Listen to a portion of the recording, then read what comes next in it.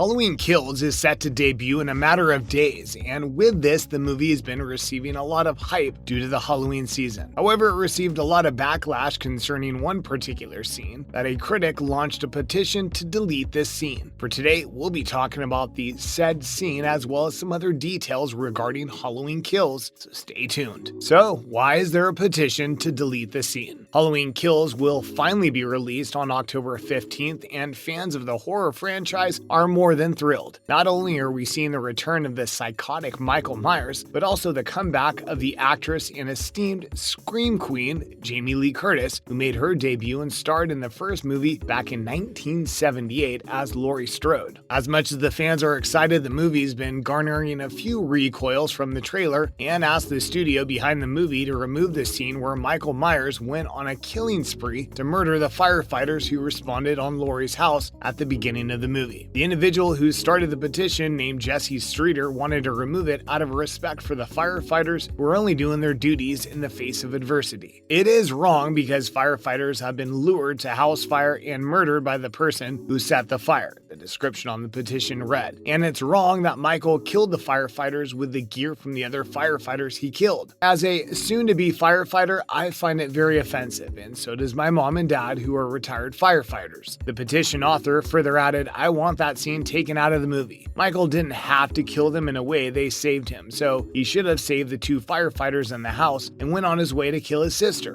There's no reason for that horrible, disgusting scene, especially since it has happened in real life. Like I said before, firefighters have been lured to house fires and killed by some psycho in real life. So far, the petition is requesting 200 signatures and 165 individuals have signed up to show their support. What else is being said? One of the top comments on the petition told Streeter to stop trying to ruin Halloween Kills for people, and that the firefighter scene was not going to be removed, further telling him to stop being so sensitive. Obviously, a lot of fans of the franchise, as well as horror movies in general, find this ridiculous, and one fan in particular even went as far as making a counter petition to take down the other petition of taking the firefighter scene down. Brandy Slavens launched his own counter petition against Streeter's called "Stop the Petition to Remove the Slaughtering of Firefighters in Halloween Kills 2021. In the description, Slavens wrote the following: "Recently, a petition has started on change.org to have the slaughtering of firefighters removed from the new Halloween movie, Halloween Kills, releasing October 15th, 2021. I'd like it stopped as almost every person murdered in every horror movie ever had an occupation. Murder is what these movies are all about, obviously. Literally nobody is being hurt in the making of this movie, I assure you. The whole petition is stupid. I'm very certain there's a huge crowd of Halloween fans who will agree. Y'all help me keep Michael Myers on business. Thanks." Compared to Streeter, who's asking for 200 signatures, Slavin asked for 1,500 signatures, and as of the moment, he is currently at 1,065, which shows how many more people are supportive of his sentiments. One user even left a comment saying how much people are softer than baby S these days, and even called out Streeter, telling him to get over himself. Objectively speaking, what Slavin said makes a lot of sense since it is a slasher film after all, not to mention that murder and mayhem is the essence of the movie. What should we expect from Halloween Kills? As one of the most highly anticipated horror